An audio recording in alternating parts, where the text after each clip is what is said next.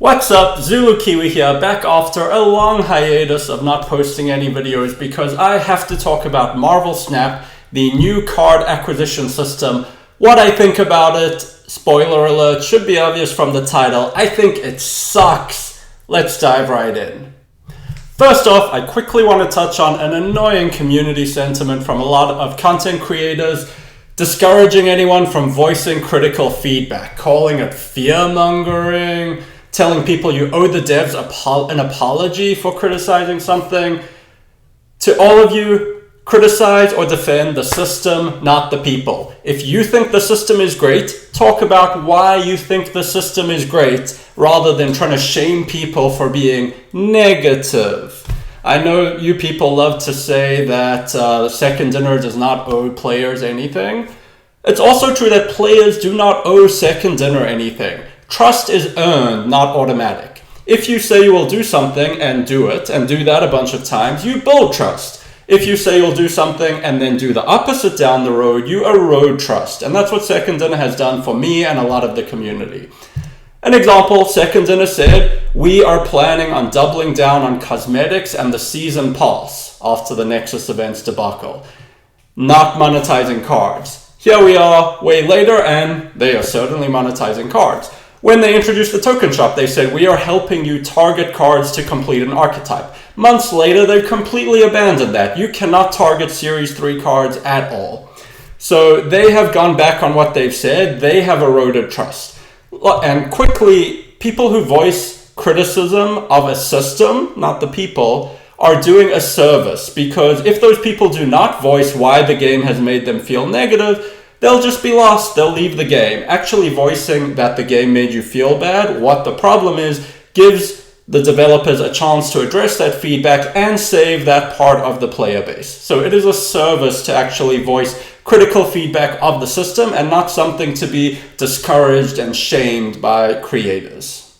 Okay, with that out of the way, let's look at the actual system. I think the easiest way to see why the system is not an improvement is to look at Second Dinner's own graphic for Series 3 complete players and see that it is a lie. Now, technically it's not a lie because of the fine print, but it's really misleading. It's basically a lie. They claim that in the old system, you would only get one Series 4 card a month, and in the new system, you'll get 2 to 3. Wow, what a great system. The only problem is this little fine print down at the bottom. They're talking about from the collection level directly, only from the collection level. And you kind of notice here that they're also saying you get 5,000 tokens and 800 gold. Well, that is actually what you buy cards with in the token shop, the main way you currently get cards. And with the gold, you can buy Token Tuesdays to get even more gold. So what is actually more accurate is that you are getting 3 Series 4 cards a month in the current system. They're basically saying, if we ignore the main way you get cards, then we'll claim you're only getting 1 card per month suddenly. If we're honest about how many cards a month you get suddenly, you can see we're going from 3 to 2 to 3. Yes, it's Series 4, but they were also dropping cards more regularly. Now we won't get into technicalities, but in effect, you are getting more cards. And you can wait for powerful cards before flexible series drop. And now, if we're even more honest, because before flexible series drops, the drops were regular, you were also automatically getting cards that dropped from Series 4 to Series 3, which was regularly 4 a month, even 5 a month.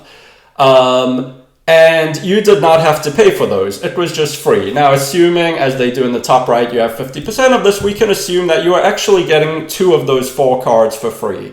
So you're actually getting 5 Series 4 cards a month, or just dropped, and the graphic on the right will update to you're getting 1 extra because you're also going to get sometimes they're going to drop cards, but they're doing it less frequently because of flexible series drops. We've only seen them do it less frequently and withhold powerful cards, and now with the new Spotlight cache, there's incentive for them to keep favorable cards in the caches to encourage people to want to pay for that. So we're actually going from 5 cards a month down to 3 to 4. And it's even worse because you had more agency over those cards. 2 of those 5 were targeted. You picked exactly what you wanted from the token shop. In the new system, only 1 is targeted, and only if you hoard caches, which means you need to actively prevent yourself from clicking on these flashy, shiny things they are trying with their UI to get you to click on. So, if we're actually honest, for mid to late game players, Series 3 complete, you own, say, 50% of the cards, the new system is actually worse than it was, and it was already a bad system. Now, for a bit of balance, I will mention there are a couple of pros to the system. There is better Series 4 and 5 accessibility for early game players. They used to have to wait a really long time to even think about these cards. Now they have some chance to target them a little bit or get them due to luck. However, it is offset a bit by losing the ability to target Series 3 cards, which complete archetypes, which was pretty important, and they were a lot cheaper. But that is a pro, and they do address to a degree the fact that brand new card releases kind of lacked excitement because most people would not get them straight away. Now it's a little more exciting in the gambling sense because there's more room to get lucky with your spotlight cash draws, and maybe you can be super lucky and get multiple Series 4 or 5 cards per month, which basically would never happen before because the odds were much lower. It was technically possible, but now there's more room to get lucky, but there's still also room to get unlucky, and if you're actually getting the spotlight caches as they come, you could get no new cards in a month. So there's a little bit of pros, more so for early game players, but as you can judge from the fact that I spent a lot more time on it before, the cons if you're a late game player are much more overwhelming. So let's talk about what I think is the core problem with Marvel Snap for me and a lot of people. You're just not getting enough stuff. It's a game, a card game where there's not a lot of new cards coming per year compared to a lot of other card games like Hearthstone, Magic the Gathering. It's 52 cards a whole year. That's less than a lot of card games have in one set. So there's less new stuff to get, and it's really hard to even get that new stuff. You're getting very little of it. You're being drip fed if you're not paying a ton of money per card. And even those new cards that do exist, a lot of them are not creating whole new archetypes. The few that do are when I've had true fun with the game. But let's look at a lot of popular decks right now. High Control. There's a couple new things slotted in. High Evolutionary, making Wasp and Hulk better, but they're existing cards. Nebula's new-ish, but they're new tools in an existing archetype. They're not a whole new archetype. It's doing the same thing this kind of deck has done for a long time. Sarah Control's been around forever. Kitty Pryde slots in, but it's all old cards.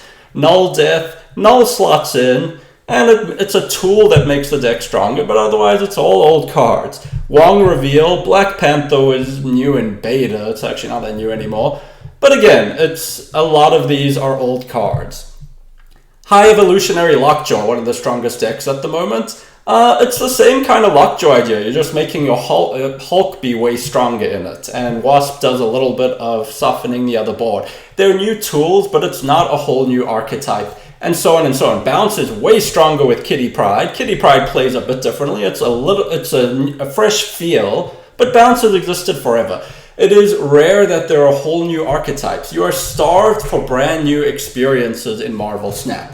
And the new experiences that are possible are very hard gatekeepered. So it's hard to actually get all the new cards and experience the few new things there are to experience. Now, one has to see the fact that Second Dinner are not going to improve this. They took a game that already had terrible card acquisition. You can look as far back as a year ago, 8 months ago. People have always been saying there's bad card acquisition, and they somehow made it worse. They introduced flexible series drops where they don't even drop down the stuff they were dropping down in the system that sucked. And now this whole new system I've been talking about makes it worse for late game players, makes it harder to actually get new stuff. They've taken a system which was bad and needed improvement for you to experience new stuff and made it even worse. There's only one possible conclusion.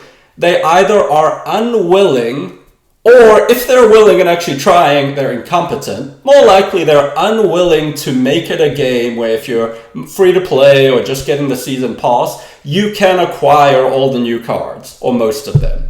They are unwilling to have a game where you are able to acquire most of the cards without paying a ton of money. That is a fact one has to accept. If they really wanted to make you get new cards, it was the easiest thing in the world to just improve the old system.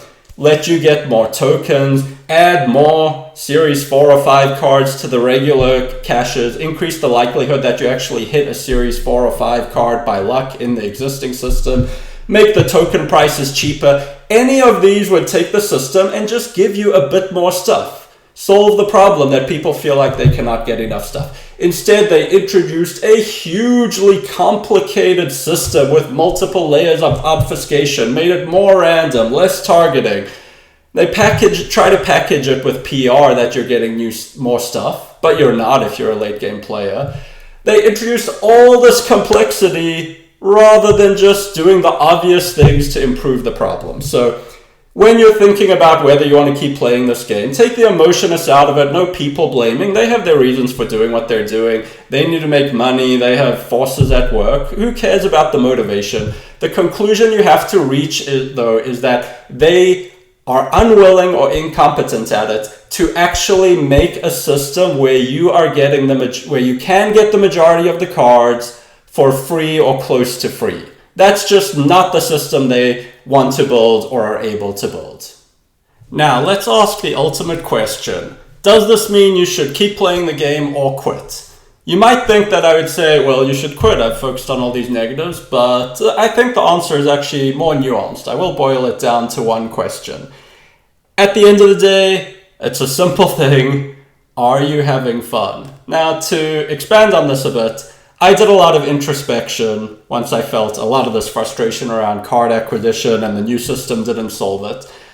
And I realized that I actually spend a lot of my time in Marvel Snap trying to get quests done and doing it out of FOMO and kind of grinding the quests, doing it because it's habit forming basically, rather than that I'm genuinely having fun. A lot of days when I have a quest that's hard to do before Conquest mode, you often had to basically risk losing your ranking to actually do some of these quests, which made it super annoying.